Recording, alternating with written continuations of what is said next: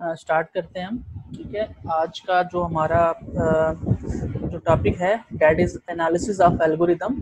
हमने थोड़ा एल्गोरिदम्स के बारे में पढ़ा था। आपको मेरी आवाज़ आ रही है?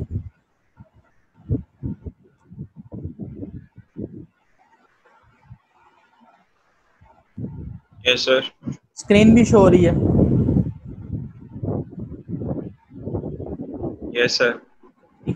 जी, आज का जो हमारा टॉपिक है वो बेसिकली एनालिसिस ऑफ एल्गोरिदम के ऊपर है। ठीक है, और इसमें जो हम आज पढ़ेंगे वो जो मेन जो हमारा टॉपिक है वो एसिम्प्टोटिक नोटेशन है। ठीक है, ये नोटेशन देखेंगे क्या करते हैं, इनका काम क्या है, इनको यूज कैसे करते हैं। ठीक है, तो इससे पहले ये बेसिकली एनालिसिस है एल्गोरिदम का। ठीक है, और ये बेसिकली डिफरेंट टेक्निक्स हैं जो बेसिकली चेक की जाती है एल्गोरिदम हमारा कैसा बना है। और हम हर दफ़ा ऐसा भी नहीं होता कि हम प्रोग्राम बना के हम चेक करें कि हमारा प्रोग्राम ठीक बना या नहीं बना। प्रोग्राम तो हम बाद में बनाते हैं, पहले हम उसका एल्गोरिदम बनाते हैं। और एल्गोरिदम बना के अगर हम उसका एनालिसिस चेक कर लें तो बेसिकली जो टाइम कंजप्शन है वो बेसिकली यूटिलाइज हो सकती है अच्छे तरीके से। अच्छा जी, सबसे पहले तो एल्गोरिदम वही है जो हमने ऑलरेडी पढ़ा हुआ है। Well defined computational process that take some values, जो उसको प्रोसेस करती है और फिर हमें आउटपुट देती है। या सीक्वेंस इंस्ट्रक्शन है, ठीक है, दैट ट्रांसफॉर्म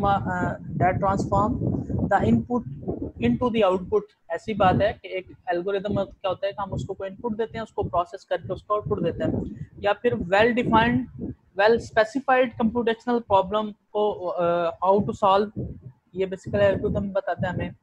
या any specific method for solving a certain kind of problem, किसी भी चीज को सॉल्व करने का जो हमारा तरीका होगा वो हमारे पास क्या होगा, वो एल्गोरिथम होगा। ठीक है, अच्छा, एल्गोरिथमेटिक्स ये क्या होता है जी? It is the science that lets designer study and evaluate the effect of algorithm based on various factors so that the best algorithm selected to meet a particular task in a given circumstances। यानी कि ये एक basically branch of science है। ठीक है, जिसमें क्या होता है कि आप एल्गोरिदम डिजाइन करते हो। एल्गोरिदम डिजाइन करने के बाद आपको वो टेस्ट किया जाता है कि हमारा अच्छा एल्गोरिदम कौन सा बना है। तो डेफिनेटली हमारे पास कुछ मेजर्स होने चाहिए जिससे हमें पता चले कि हमारा एल्गोरिदम अच्छा है। ठीक है, एल्गोरिदम तो मैं भी बना सकता हूँ, आप भी बना सकते हैं, कोई और भी बना सकता है, चौथा बंदा भी बना सकता है। ठीक है, तो फिर हमने ये देखना है कि बेस्ट कौन सा है। ठीक है, हमारे पास जब हमको प्रोडक्ट लेने जाते हैं तो हम बेसिकली वो टेस्ट किया जाता है। हमारे पास डिफरेंट टेस्ट फैक्टर्स होते हैं। मोबाइल लेने जाएं तो हम चेक करते हैं जी किस कंपनी का अच्छा है। क्या, तो इसी तरह कोई और प्रोडक्ट्स हम लेने जाएं तो हम चेक करते हैं, हम कंपैरिजन करते हैं। तो वो हमारे कुछ अपनी पैरामीटर्स होते हैं जिनकी वजह से हम उस चीज़ को चेक किया जाता है। तो इसी तरह एल्गोरिथम में होता है, इसको भी बेसिकली वेरियस फैक्टर्स के साथ चेक किया जाता है। तो फिर हम उसमें देखेंगे डेफिनेटली जब आप एल्गोरिथम की बात करेंगे तो उसमें 3-4 चीज़ें आएंगी कि टाइम कम कौन सा लेता है, मेमोरी कम कौन सा लेता है, और एग्जीक्यूशन किसकी अच्छी है। तो ये बेसिकली एल्गोरिथम के फंक्शन होंगे जो हमें बताएंगे। It is also the science that tells how to design a new algorithm for a particular job। यानी कि ये हमें न्यू एल्गोरिथम के बारे में गाइडेंस भी प्रोवाइड करती है एल्गोरिथमेटिक्स। प्रोग्राम क्या होता है जी? Program is expression of algorithm to an programming language. Definitely जब आपने एल्गोरिथम बना लिया, अच्छा एल्गोरिथम बना लिया, तो आप उसके बाद क्या करोगे? आप उसके बाद उसको किसी लैंग्वेज में कन्वर्ट करोगे। तो उसके लिए आप एक प्रोग्राम बनाओगे। प्रोग्राम क्या होगा? आपके एल्गोरिथम को किसी लैंग्वेज में कन्वर्ट कर देगा। सेट ऑफ इंस्ट्रक्शन होती है जो कंप्यूटर को बताती हैं कि कैसे किसी चीज को सॉल्व करना है।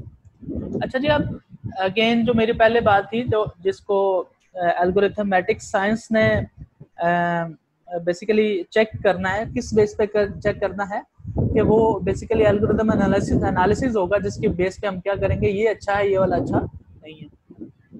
तो writing a working program is not a good.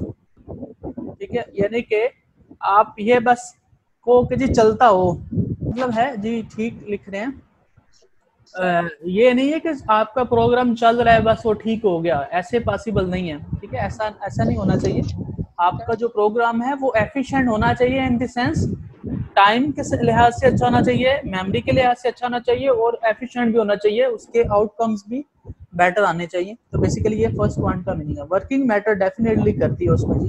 The program may be efficient may be inefficient if the program run out a large data set, then the running time become an issue। Definitely जब आप हमारे पास ज़्यादा time आएगा, ज़्यादा data आएगा, तो फिर हमारे लिए वो ज़्यादा टाइम कंज्यूम करेगा। अच्छा जी, जनरल कुछ हमारे पास एल्गोरिदम है, डिवाइड एंड कंकर है, ये हम देखेंगे। ग्रीडी मेथड होता है कि आपने वो चेक किया जाता है, ह्यूरिस्टिक के बेस पे हम चेक करते हैं। डायनामिक प्रोग्रामिंग है, रन टाइम प्रोग्रामिंग होती है।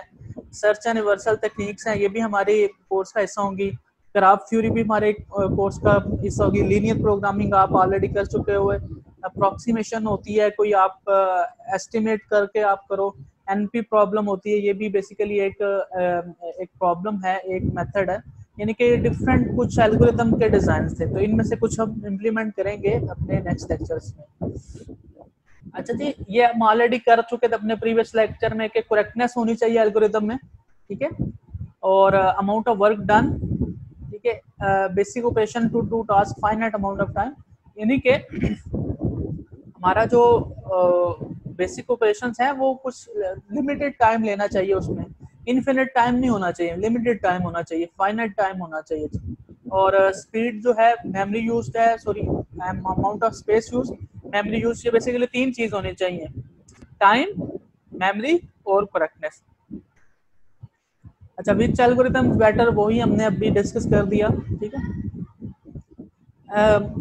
which algorithm is better, the algorithm are correct, but which is the best, measure the running time, measure the amount of memory used, note that the running time of the algorithm increase as the size of input increase। definitely जब हमारी input increase होगी, ठीक है, तो उसका running time भी increase होगा। Let's suppose कि हम 10 तक लूप चला रहे हैं, उसका टाइम कुछ और होगा। और अगर वही एल्गोरिथम 100 दफा चला रहे हैं वही लूप, डेफिनेटली उसका इनपुट टाइम इंक्रीज होगा, उसका फिर प्रोसेसिंग टाइम भी इंक्रीज होगा। और अगर वही काम हम 1000 टाइम कर रहे हैं तो definitely by increasing the input, तो हमारा क्या होगा, साइज ऑफ द जो प्रोग्राम है या टाइम ऑफ द प्रोग्राम है वो भी हमारा इंक्रीज होगा।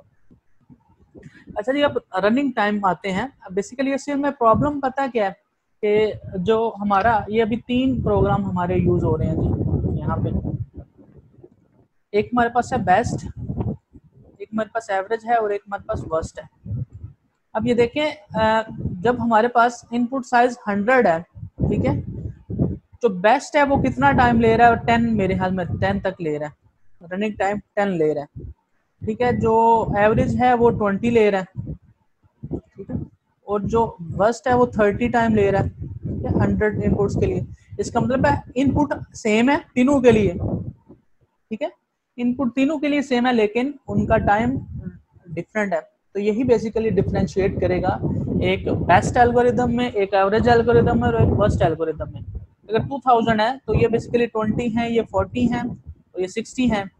ये अगर 3000 है तो फिर ये 30 है, ये 60 है और ये 90 है। और अगर इसी तरह 4000 है तो ये 40 है, 80 है और 120 है। तो इसका मतलब है हमारा जो ये बेसिकली डिफरेंशिएशन होगी एक बेस्ट एल्गोरिदम में, एक एवरेज एल्गोरिदम में और एक हमारे पास वर्स्ट एल्गोरिदम में, ठीक है।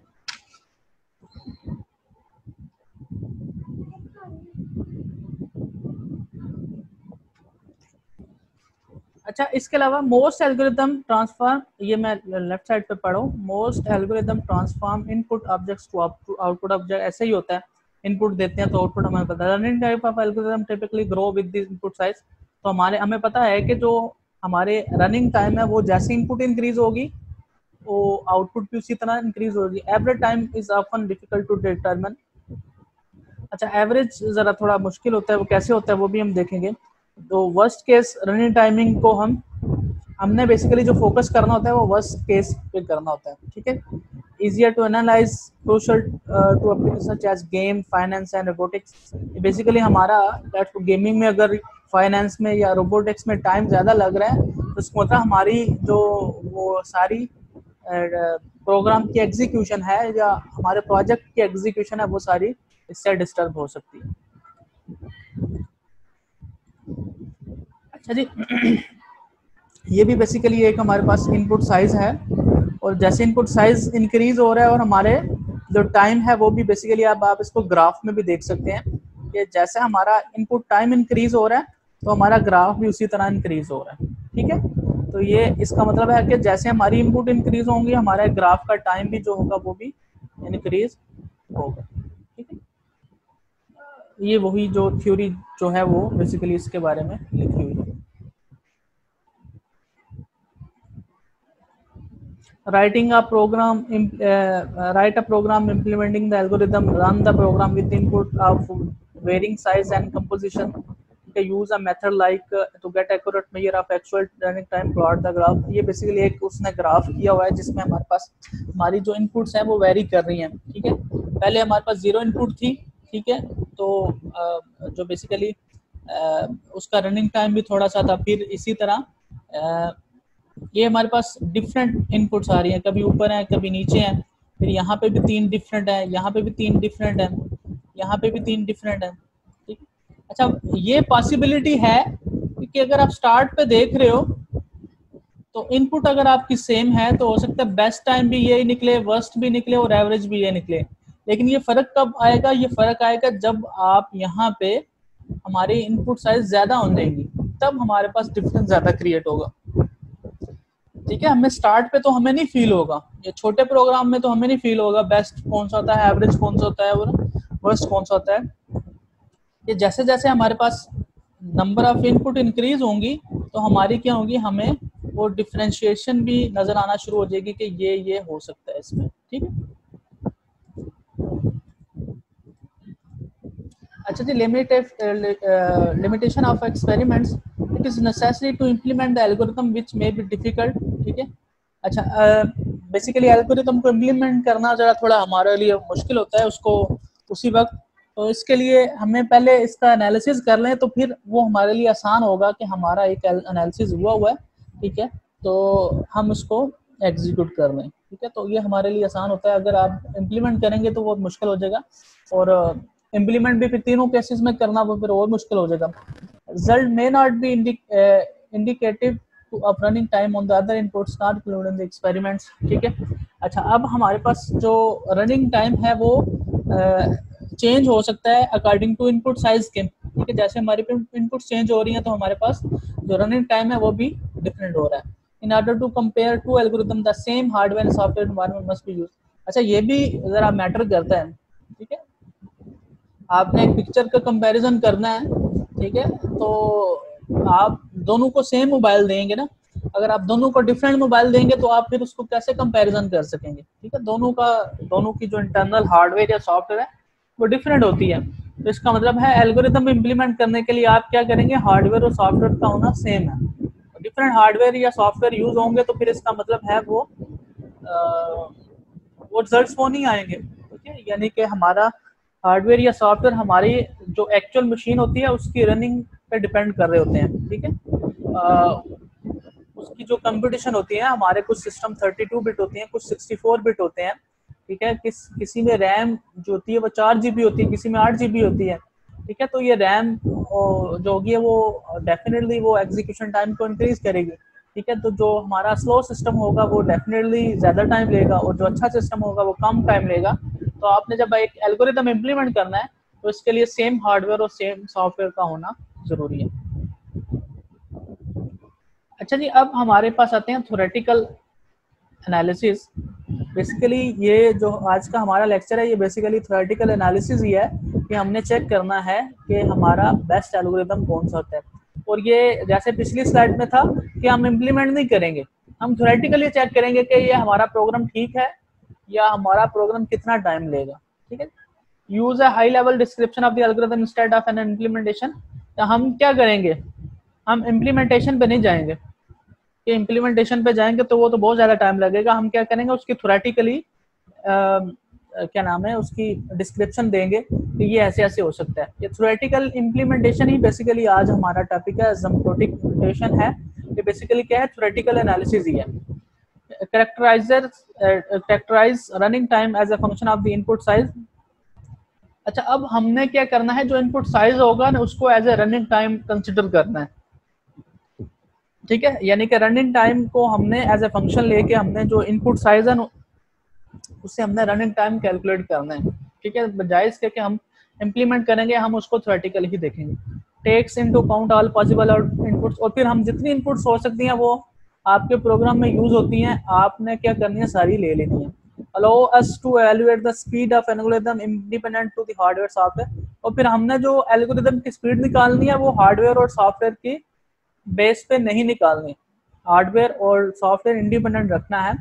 उसका ये मतलब है कि जैसे मैंने पिछली स्लाइड्स पे बताया कि हार्डवेयर तो डिफरेंट हो सकता है ना, एक हार्डवेयर पे एक सॉरी डिफरेंट हार्डवेयर या डिफरेंट सॉफ्टवेयर पे आप एक एल्गोरिदम चेक नहीं करोगे, ठीक है। तो हम इस चीज को ही निकाल देते हैं कि हमने जो अपने एल्गोरिदम की इम्प्लीमेंटेशन करनी है वो हार्डवेयर और सॉफ्टवेयर से इंडिपेंडेंट करनी है।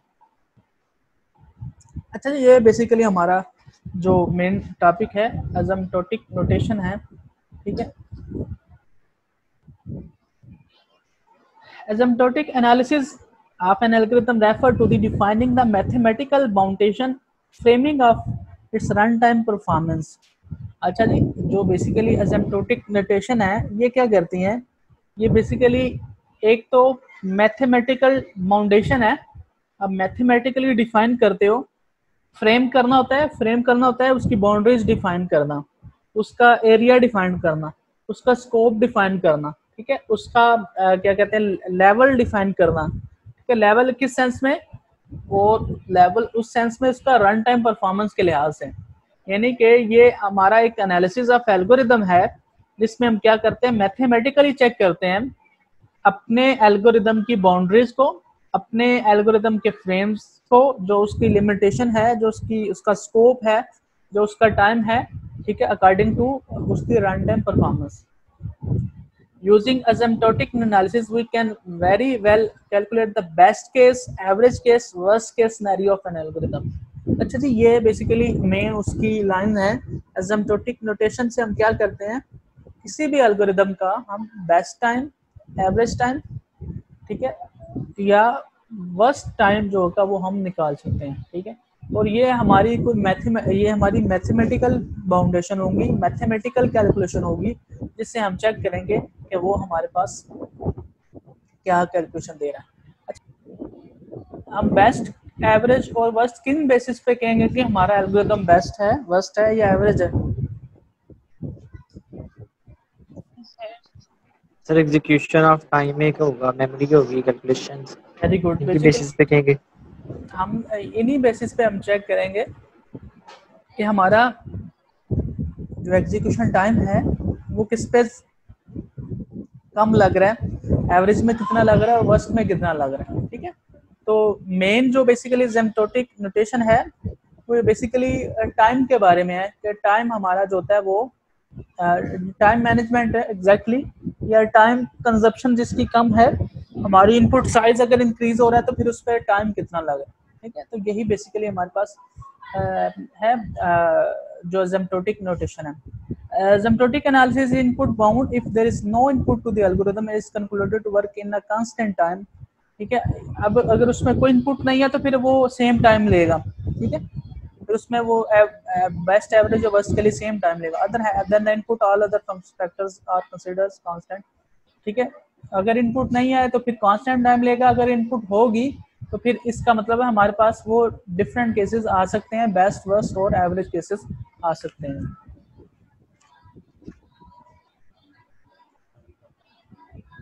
अच्छा जी, asymptotic analysis refer to computing the running time of any operation in a mathematical units of computation, यानी कि जैसे मैंने पहले बताया कि जो asymptotic notation है ये हमें मैथमेटिकली बताती है कि हमारा जो एल्गोरिदम है वो कितना टाइम ले रहा है, और जो उसकी यूनिट्स ऑफ कंप्यूटेशन है वो मैथमेटिक्स में कैसी हैं, कितनी है, ठीक है। For example the running time of one operation is computed as f n. अच्छा, इसमें हमारे पास कुछ फंक्शंस यूज होंगे, एफ एन है, जी एन है, ठीक है। Running time of one operation is computed as f n, एक हमारा ऑपरेशन है जिसमें उसका running time f n use हो रहा है, and maybe the for another operation is computed as g n square. अच्छा, एक दूसरा ऑपरेशन है जिसमें हमारे पास उसमें उसका जो टाइम है वो जी एन स्क्वायर लग रहा है। This mean the first operation running time will increase linearly with increase in an. अच्छा, अगर हमारा एन इंक्रीज होता है तो डेफिनेटली इसका मतलब हमारा टाइम भी इंक्रीज होगा, and the running time of the second operation will increase exponentially with an increase. अच्छा, दूसरे नंबर पे अगर हमारे पास अगर एन 1 है तो फिर इसका मतलब है 1 आ रहा है, अगर एन 2 है तो 4 आ रहा है, n3 है तो इसका मतलब है 9 आ रहा है, n4 है तो इसका मतलब 16 आ रहा है। इसका मतलब n की वैल्यू इंक्रीज होने से हमारा क्या हो रहा है, हमारा जो टाइम है वो क्या हो रहा है, वो इंक्रीज हो रहा है। Similarly, the running time of both the operation will be nearly the same if the n is significantly small. अच्छा, अगर n स्मॉल होगा तो उनकी वैल्यू भी सेम होगी, यानी कि n की वैल्यू अगर 1 है तो फिर दोनों की वैल्यू सेम है, लेकिन अगर n की वैल्यू 2 होगी तो फिर इसका मतलब n की वैल्यू उनकी चेंज हो जाएगी वैल्यू। ठीक है, तो ये बेसिकली हमारे पास कुछ फंक्शंस होते हैं, ठीक है, जिनकी बेसिस पे हम डिफाइन करते हैं हमारे number of operations. Let's suppose fn है, फिर हमारा एक क्वेश्चन है gn स्क्वायर है, तो इसका मतलब है वो स्क्वायर डबल में हो रही है। ठीक है, एक्सपोनेंशियली होता है वो जो पावर जो होती है उसको एक्सपोनेंशियल बोलते हैं। ठीक है, जो हमारी ये जैसे gn स्क्वायर है ये एक्सपोनेंशियली है, ठीक है, जिसमें हमारे पास उसकी पावर इंक्रीज हो रही है। ये मैथ में यूज होती हैं, x square 3x square plus 2x plus 1, ये बेसिकली एक्सपोनेंशियली है।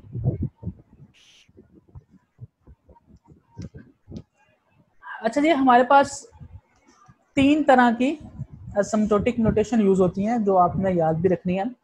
Following are the commonly used asymptotic notations to calculate the running time complexity of one algorithm. 3 तरह की हैं हमारे पास जी। अच्छा, जो एसिम्प्टोटिक नोटेशन मैंने बताया है वो उसको एक दफा रिपीट करता हूँ। तो basically mathematical representation of time calculation होती हैं, फिर उसमें हमारे पास आइट्रेशन या नंबर ऑफ टाइम फंक्शन जो होता है वो एग्जीक्यूट जो होता है वो क्या नाम है, उसमें कुछ टाइम लगता है। जो हमारे पास आइट्रेशन होती हैं या नोटेशंस होती हैं या जो नंबर ऑफ आइट्रेशन होती हैं, ठीक है, उसमें उसको रिप्रेजेंट करने के लिए हम कुछ नोटेशन भी यूज करते हैं, कुछ सिंबल्स भी यूज करते हैं।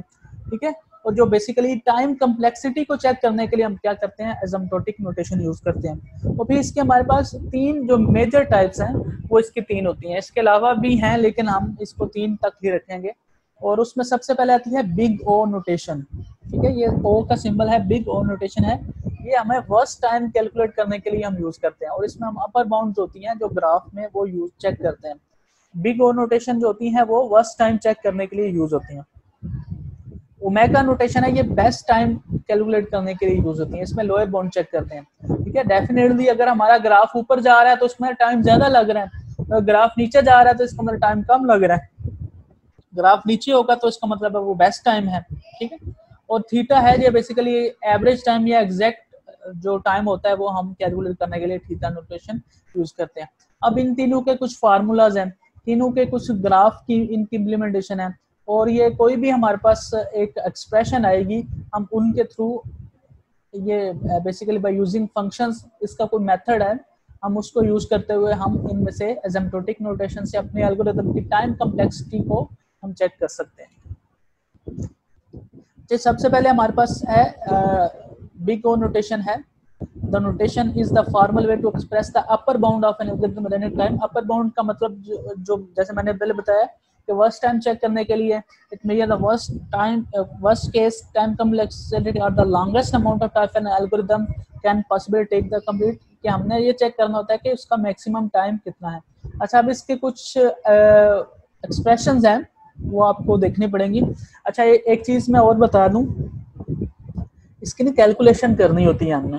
ठीक है, तो इसके लिए मैं एक वीडियो आपको सेंड करूंगा। ठीक है, वो बेसिकली कुछ मैथमेटिकली कैलकुलेशन है, तो वो वीडियो में बड़ी अच्छी एक्सप्लेन की गई है। ठीक है, तो आप अगर कोई चेक करना चाहिए आप उसको चेक कर सकते हैं। ठीक है, और जी अतीजा सर ये एक कंफ्यूजन थी इसकी, मतलब सर ये जो हम वर्स्ट के जो एवरेज केस है, ये बेस्ट केस, ये जो टाइम कम लेगा हम वैसे फाइंड करेंगे ना। मतलब सर जैसे आपने बताया था ना कि एवरेज वो जो है वर्स्ट केस वो होता है स्टार्टिंग में, बिगनिंग में हमारे स्टार्ट होता है। सर उसमें बताया था रिमूव फाइंड वगैरह में आप इसका, तो अब आप कह रहे हैं कि इसमें हम फाइंड करते हैं ना जब जैसे सर आपने बताया जो टाइम और स्पेस कम हो वो सबसे बेस्ट होगा, और जो उससे कम होगा वो एवरेज होगा, और वर्स्ट कौन सा होगा? देखिए हमारे पास 3 नोटेशन आती हैं, बेस्ट, एवरेज और क्या नाम है जी, और एवरेज, बेस्ट और वर्स्ट। ठीक है, 3 केस हैं। जो हमारा स्टार्ट पे जो इनपुट साइज होता है ना उस पर तो हमें नहीं फील होता, तो सेम ही टाइम अगर छोटी इनपुट है ना, लेट्स सपोज 1 इनपुट सबके लिए है, तो वही बेस्ट होगी, वही एवरेज होगी और वही वर्स्ट होगी। लेकिन जो जो हमारा टाइम इंक्रीज होता है, जो सॉरी हमारी इनपुट इंक्रीज होती है, तो हमारी वो बेसिकली जो आउटपुट होती है, जो टाइम होता है वो ज्यादा कंज्यूम होता है। ठीक है, अगर तो टाइम ज्यादा लग रहा है तो उसका हमारा वर्स्ट केस है, अगर एवरेज लग रहा है तो एवरेज है, और अगर टाइम कम लग रहा है तो वो हमारे पास बेस्ट केस होता है। ठीक है, तो जो आपने और चीज पूछी है। जी सर, ओके। ठीक है, और अब बेसिकली ये फंक्शन है जीएन, बेसिकली एक फंक्शन है जिससे हम क्या करते हैं, कैलकुलेशन करते हैं। ठीक है जी। अच्छा, ये कैसे होती है ये भी मैं आपको बताता हूँ। G f n equal to O f n basically उसमें उसकी नंबर ऑफ फंक्शंस हैं, जो इसमें नंबर ऑफ फंक्शंस हैं कि वो कितने यूज हो रहे हैं। ठीक है, if there are positive constant c and no such as fn less than equal to gn cgn when n greater than no। अच्छा, बेसिकली अब इसमें ना उसने डिफाइन किया हुआ है कि हमारा कोई फंक्शन है, उसकी वैल्यू fn की वैल्यू अगर cgn से कम होती है। ठीक है, ये बेसिकली दोनों फंक्शंस होंगे gn और fn, अगर इसकी वैल्यू से कम होती है तो इसका मतलब है ये हमारे पास वर्स्ट केस आता है। ठीक है, अच्छा इसी तरह, अच्छा ये मैं एक वीडियो भेजूंगा आपको, उसमें ज्यादा क्लैरिटी हो जाएगी। ठीक है, जो क्वेश्चन हो तो आप बाद में फिर कीजिए। ओमेगा जो बेसिकली ये किस लिए जो होता है, बेस्ट टाइम या लोएस्ट बाउंड के लिए होता है। ठीक है, अगर आप ये चेक करें इसमें और इसमें, ठीक है, तो ये आप देखिएगा जीएन बेसिकली इसमें कम कैलकुलेट हो रहा है, फंक्शन तो जो है वो इनपुट हो रही है और जीएन जो बेसिकली उसकी आउटपुट आ रही है। ठीक है, ठीक है, तो अब ये देखिए जीएन इसमें कम आ रहा है, एफएन सेम तकरीबन उसी तरह ही है। ठीक है, और जीएन की वैल्यू इसमें कम आ रही है। तो notation omega n is the formal way to express the lower bound of the algorithm running time. It measure the best case time complexity or the best amount of time algorithm can possibly take the complete। gn है omega fn if there are positive constant then c and n such as gn less than equal to cfn where n greater than equal to n0। तो basically इसकी एक expression है। ठीक है, अच्छा मैं again कह रहा हूँ कि अगर कोई इशू हुआ तो वो बेसिकली एक वीडियो मैं सेंड करूँगा, उसमें आप डिटेल के साथ चेक कर सकते हैं कि ये सारी कॉम्प्लेक्सिटी है क्या। तीसरे नंबर पे हमारे पास है कि अगर हमारे पास थीटा नोटेशन है, ये लोअर बाउंड या अपर बाउंड या जो एग्जैक्ट टाइम कैलकुलेट करने के लिए यूज होता है, इसमें है g n equal to theta f n के इक्वल होगा, और यानी कि g f n equal to O f n and g f n equal to omega f n, यानी कि अगर दोनों के इक्वल है तो फिर इसका मतलब है हमारे पास क्या है, वो एवरेज केस है। दोबारा रिपीट करता हूँ, बिग ओ में क्या होगा, हमारा जो f n less than equal to c g f n होगा। ठीक है, और इसमें हमारे पास क्या, g f n less than equal to c f n होगा। ठीक है, यानी कि ये फर्क है, बिग ओन में जो हमारे पास इनपुट होगी वो लेस देन होगी जी एफ एन से, और यहाँ पे हमारा उसका रिवर्स है, यानी कि बिग ओ और ओमेगा ये रिवर्स कैलकुलेशन है। ठीक है, और जो हमारे पास थीटा है इसमें ये g f n equal to O f n and g f n equal to omega f n, ये दोनों बेसिकली अपर बाउंड और लोअर बाउंड जिसमें हमारे पास इक्वल होंगी वो हमारे पास थीटा नोटेशन होगी। अच्छा, अब ये बेसिकली यहाँ पे कुछ कैलकुलेशन है, इसकी कुछ ऑपरेशंस हैं। सूडो कोड बेसिकली दिया गया है, we can determine the maximum number of primitive basic operations executed by an such as a function of input size. अब ये देखिएगा इसमें हम कितने फंक्शंस कैलकुलेट करते हैं।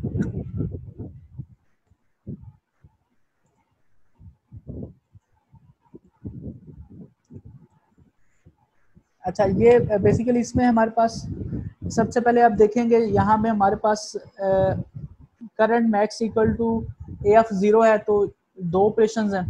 ठीक है, इसमें और इसमें स्टोर हो रहा है, ये for i equal to 1 i less than n i plus plus.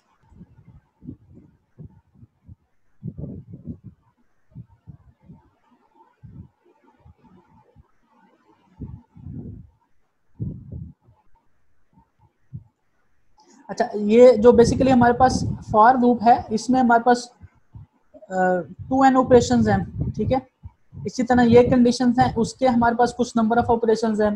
फिर इसी तरह हमारी जो एल्गोरिदम हो गया उसमें हम क्या करेंगे, नंबर ऑफ ऑपरेशंस कैलकुलेट कर लेंगे। ठीक है, और जो हमारे पास टोटल नंबर ऑफ ऑपरेशन है 6n-1 है। ठीक है, अच्छा इसके थ्रू हम क्या करेंगे, कैलकुलेशन हम अब करेंगे। अच्छा ये देखिएगा कि हमारे पास जो रनिंग टाइम है वो हमने कैसे कैलकुलेट किया है।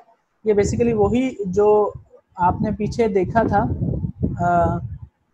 बेस्ट केस, एवरेज केस और वर्स्ट केस, उसी के थ्रू हमारे पास कैलकुलेशन हुई है। ठीक है।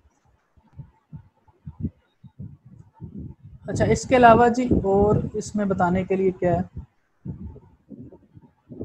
बेसिकली जो मैं वीडियो सेंड करूंगा वो उसमें इसकी प्रॉपर वो विद फंक्शंस मेरे ख्याल में 10-12 मिनट की वीडियो होगी। ठीक है। और उसमें स्टेप बाय स्टेप आपको बताया जाएगा।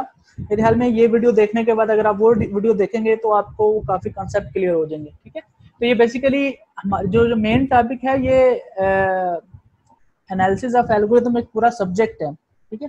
हम उसमें करते हैं, लेकिन यहाँ पे आप स्टार्ट पे करोगे। ठीक है। और उसमें आपको जस्ट पता होना चाहिए कि ये नोटेशंस हैं क्या, इनका यूज क्या है, या इनके एटलीस्ट इनके फंक्शंस क्या हैं, बस इतना पता होना चाहिए। ठीक है। इससे ज्यादा हमें इसमें चाहिए भी नहीं। ठीक है। तो जस्ट हमें पता होना चाहिए ये नोटेशंस हैं क्या